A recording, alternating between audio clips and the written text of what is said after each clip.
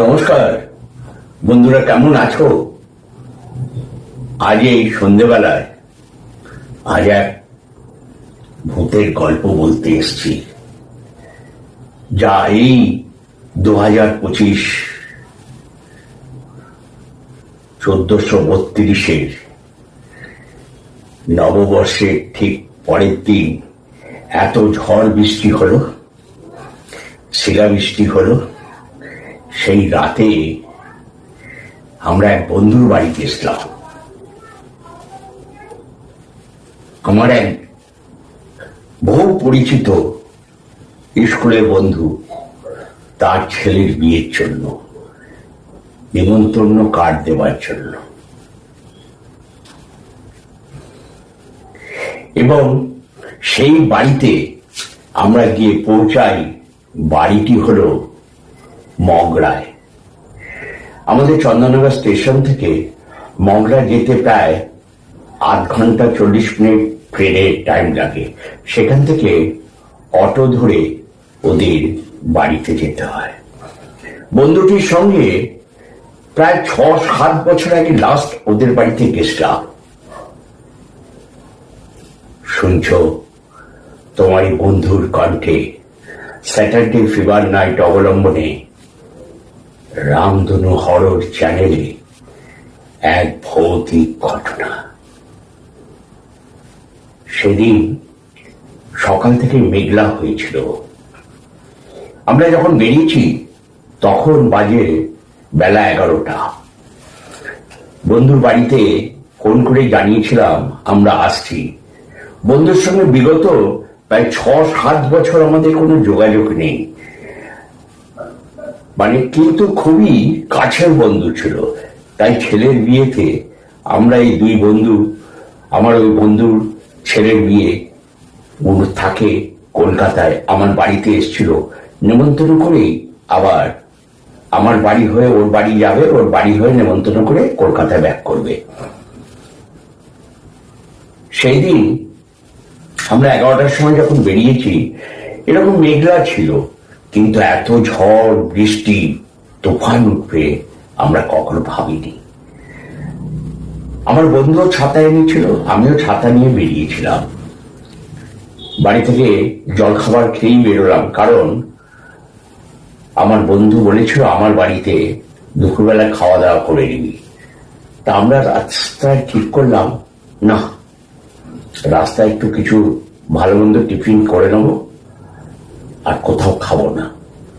বন্ধু বলল ঠিক, এতদিন পরে যাচ্ছি বন্ধুর বাড়িতে নেমন্তন্ন করতে, আমরা কোনোদিন এতদিনেও নেমন্তন্ন করে তাকে ডাকিনি, আর তার বাড়িতে নেমন্তন্ন করতে গিয়ে তার বাড়িতে দুপুরবেলা খাবার খাবো, ভাত টাত খাবো, না না না না না, এটা ঠিক না। বন্ধু বলল তা দোকান থেকে এক প্যাকেট মিষ্টি কিনে নিল। নেবার পর আমরা মগরা স্টেশন থেকে নেমে অটোটি ধরে মগরা ঠিক হাই স্কুলের কাছে নামতে হয়। সেখান থেকে পায়ে হেঁটে গলি দিয়ে ওদের বাড়িটা 6-7খানা বাড়ির পরে, পাশে 3-4খানা টালির চালে মাটির বাড়ি পড়ে, তার পাশে একটা দোতলা বাড়ি, তার পাশে একটা একতলা বাড়ি। এই বাড়িটি হচ্ছে আমার বন্ধু অমিতদের বাড়ি। অমিতদের বাড়িটি বহু পুরাতন, ওর বাবা এটা করেছিল, অমিতের বাবা। তাও আজ 50-60 বছরের উপর। চুন বাইরে অর্ধেক দেওয়ালে চুন খসে গেছে, রঙও চটে গেছে, বহু বছর আগে রং হয়েছিল। আর দেওয়ালের মধ্যে সাদা রঙের মধ্যে বৃষ্টির জলে পড়ে পড়ে কালচে হয়ে গেছে দেওয়ালগুলো। সানসেট গুলো একটা দিকে ভাঙা রয়েছে।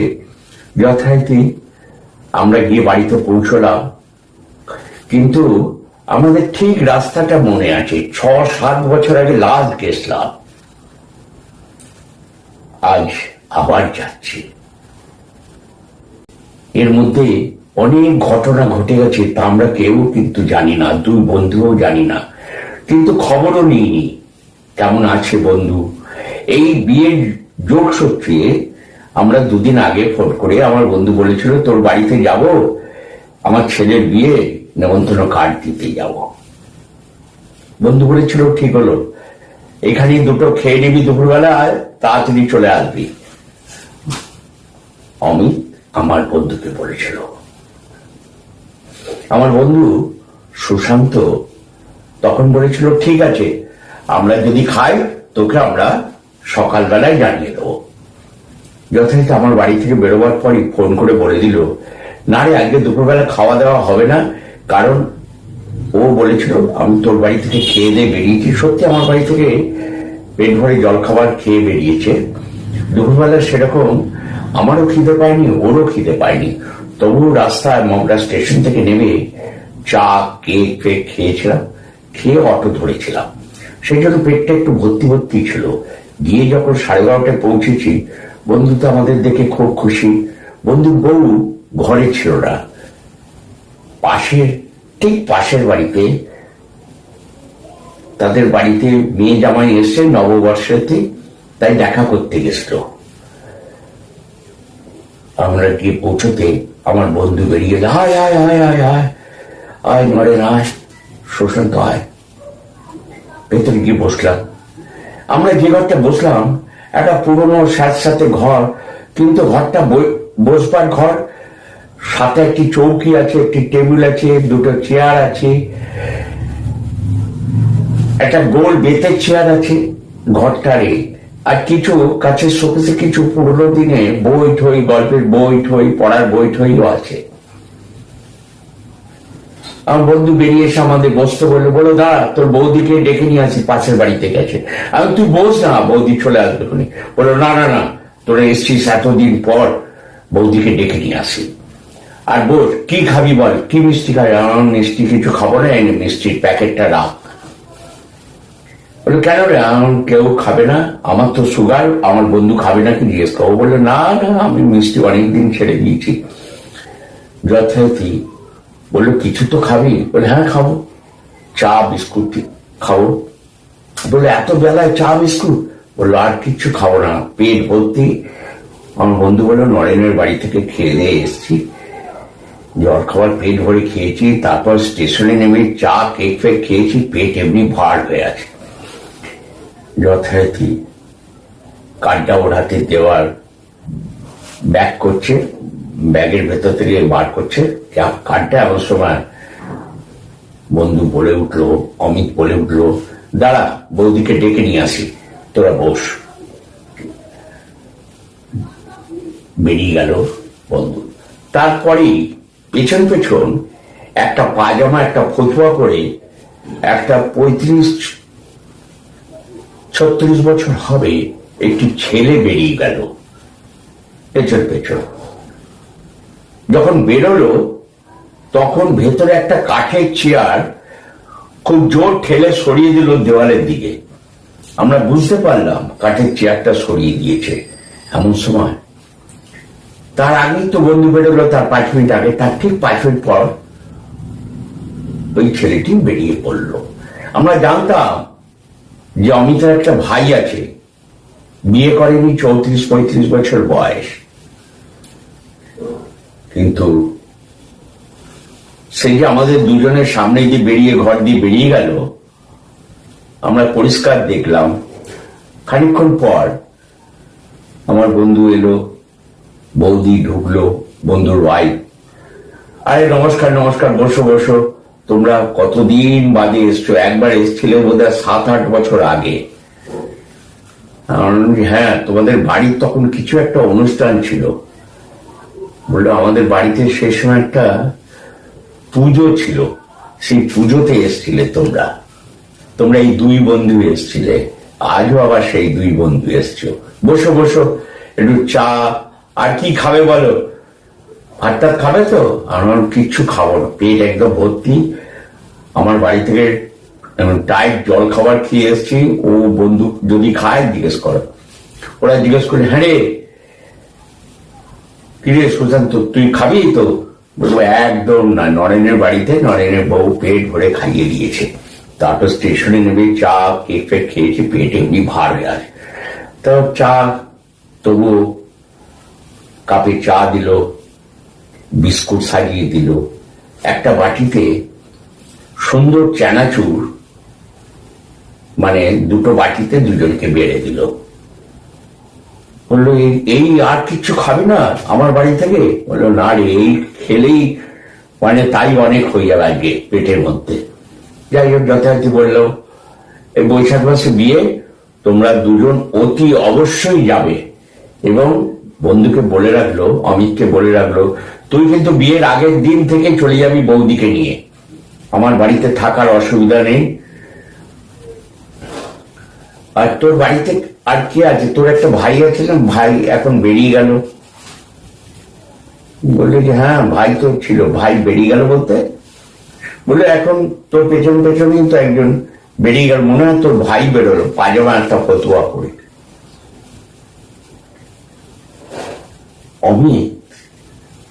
অমিতের বউয়ের মুখের দিকে তাকালো, তাকাবার পর বললো যে ও হতে পারে, আমাদের কিছু বললো না।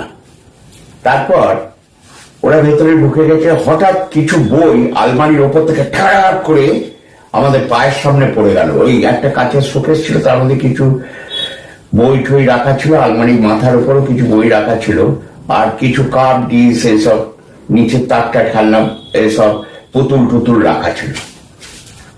আলমারির ওপর যে বই কটা রাখা ছিল হক করে পড়ে গেল, আর বইয়ের মলাটের ভেতরে একটা ছবি হট করে বেরিয়ে গেল। সেই ছবিটা ওর ভাইয়ের ছবি, একগাল দাড়ি, চাপ দাড়ি। ছবিটা আমাদের পায়ের কাছে এসে পড়ল। তখন ঠিক সুশান্ত ছবিটা হাত দিয়ে তুলতে যাবে, এমন সময় আমি হাতটা ধরেছি, ছেড়ে দিই, পড়ে গেছে কার ছবি। বললো পড়ে গেল, বইগুলো তুলবো না? বললো আসুক অমিত এসে তুলুক। অমিত ঘরে ঢুকলো, ঢুকে বইগুলো তুললো, তুলে ছবিটা নিল। বললো এটা আমার ভাইয়ের ছবি। বললো হ্যাঁ মনে হলো তোর ভাই যে বেরোলো, এখন দেখে তোর ভাই কি এরকম চাপদারি রাখে নাকি এখন? বললো যে না, সে পরে বলবো খুনি। এনে চা টা খেয়েছিস? আমার হ্যাঁ খাওয়া গেছে, তবে মনে করে যাস কিন্তু বিয়েতে, তোর জন্য সবাই অপেক্ষা করবে। অমিতকে সুশান্ত বললো, আমিও বললাম। যথারীতি আমরা যখন বেরোচ্ছি, আমাদের গাটা কেমন ছমছম ছমছম করছে অমিতের বাড়ি থেকে। অমিতের বউ বেরিয়ে এসে বলল, ঠাকুরপো আবার এসো কিন্তু। আমরা বললাম যে হ্যাঁ আসবো। এবার আমরা বেরিয়ে ওর বাড়ি থেকে 3-4টে বাড়ি পরে একটা মুদিখানার দোকান। তাই সুশান্ত খুব সিগারেটের নেশা আছে, তো ওই দোকান সিগারেট শেষ হয়ে গেছে, ওই দোকান থেকে সিগারেট বললো দাদা উইজ ফ্লেক হবে? বললো যে হ্যাঁ হবে। তো উইজ ফ্লেক ও সিগারেট, দুটো সিগারেট নিয়েছে, একটা পকেটে খাপের মধ্যে রেখেছে, একটা ধরিয়েছে। লোকটি দোকানদার ওকে জিজ্ঞেস করছে, দাদা কোথায় গেলে? অমিতদার বাড়ি? সুশান্ত বলে বসল যে হ্যাঁ। কেন, কি হয়েছে? না এই এমনি জিজ্ঞেস করছি। এমনি জিজ্ঞেস করছি মানে হঠাৎ আমরা ওদের বাড়ি? না কিছু বুঝলেন, কিছু দেখলেন? না এই তো 8 ঘন্টা 40 মিনিট হয়েছে, ঘরে বসেছিলাম, এই দেখলাম। যে ঘরটা? কোন ঘরে বসেছিলেন? ওই সামনে ঘরটায়? কিছু দেখেননি, কিছু খেয়াল করেননি? তখন আমি বললাম কেন বলুন তো? কিছু একটা ঘরটার মধ্যে কেউ আছে, কেউ চলাফেরা করছে আমার মনে হলো। হঠাৎ আমরা বসে আছি, আলমারির ওপর থেকে কিছু বই পড়ে গেল আমাদের পায়ের কাছে, সাথে একটা ফটো বেরিয়ে এলো, ফটোটা ওর ভাইয়ের। আমার বন্ধুকে জিজ্ঞেস করলাম, বন্ধুই ফটোটা তুলে বললে এটা আমার ভাইয়ের। এমন তোর ভাইয়ের চাপদাড়ি ছিল? বললো হ্যাঁ রে, আমার ভাইয়ের চাপদাড়ি। বললো সেখানে পরে বলবো তোদের। আর কিছু বললো না। বললো ওর ভাই একটি কাঠের চেয়ার আছে, ওই চেয়ারটায় বসে থাকতো মাঝে মাঝে, জানলা খুলে জানলার দিকে তাকিয়ে। খুব ভালো ছিল পড়াশোনায়। আমরা বললাম হ্যাঁ ছেলেটি খুব ভালো পড়াশোনায় ছিল। বললো খুব টেনশনে ভুগতো, খুব মানে নিজে নিজে ভয় খেত। একদিন ওই ঘরে পাখার মধ্যে গলায় দড়ি দিয়ে ঝুলে পড়েছে। আজ থেকে ঠিক 6 বছর আগে। কারোর সঙ্গে ঝগড়া নেই, বিবাদ নেই, মানসিক এরকম ভারসাম্য হয়ে যাচ্ছিল আস্তে আস্তে। তাই নিজেকে সবার কাছ থেকে দূরে সরে নিয়ে গেল। শুনেছিলাম ছেলেটির সঙ্গে একটি মেয়ের ভালোবাসা ছিল। সে মেয়েটির অন্য জায়গায় বিয়ে হয়ে যাওয়াতে ওর ভাই নাকি খুব আঘাত পেয়েছিল। বিয়ে হয়ে যাওয়ার তার 3 দিনের মাথায় ছেলেটি সুইসাইড করে। আমরা বললাম, আমি তখন সুশান্তকে বললাম, তাড়াতাড়ি করে চল, আর থাকা নেই। আমরা সঙ্গে সঙ্গে দাদা আসি বলে বেরিয়ে চলে গেলাম। ওখান থেকে সামনে অটো ধরলাম। অটো ধরে সোজা মগরা স্টেশন। মগরা স্টেশন থেকে আমি মানকুণ্ডু স্টেশনে নামলাম। চন্দননগরের পরে স্টেশন মানকুণ্ডু। আমার বাড়িটা মানকুণ্ডুতে নামলে কাছে আর ওর সোজা চলে গেল হাওড়া, কারণ ওর বাড়ি যাদবপুরে। এই ছোট্ট এক সামনে উপলব্ধি করা এক ভৌতিক ঘটনা, যার বাড়িতে নেমন্তন্ন করতে গেছিলাম সে নাকি এখন ঘরের মধ্যে হেঁটে চলে বেড়ায়। পাড়ার লোকেরা অনেকে দেখেছে।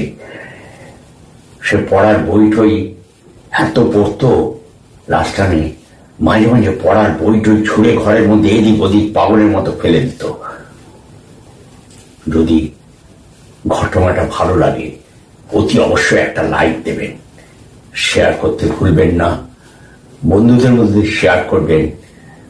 যে যেখানেই আছে, যদি আমার নোটিফিকেশন আপনাদের মোবাইলে অফ করা থাকে, বেল আইকনটা টিপে নোটিফিকেশনটা এখনই অন করে দিন। পরবর্তী দিন আবার এরকম ভয়াবহ গল্প ঘটনা আবার শুনতে আপনাদের সামনে আপনার বন্ধু হাজির হবে। কিন্তু নোটিফিকেশনটা অন করে রাখবেন। অতি অবশ্যই কমেন্ট করতে ভুলবেন না, খারাপই হোক ভালোই হোক। আর যারা সাবস্ক্রাইব করেননি অতি অবশ্যই সাবস্ক্রাইব করবেন। সকলে ভালো থাকবেন, সুস্থ থাকবেন। নমস্কার। তাড়াতাড়ি করে নোটিফিকেশনটা অন করলে পরবর্তী গল্প আগেই পৌঁছে যাবে আপনার কাছে।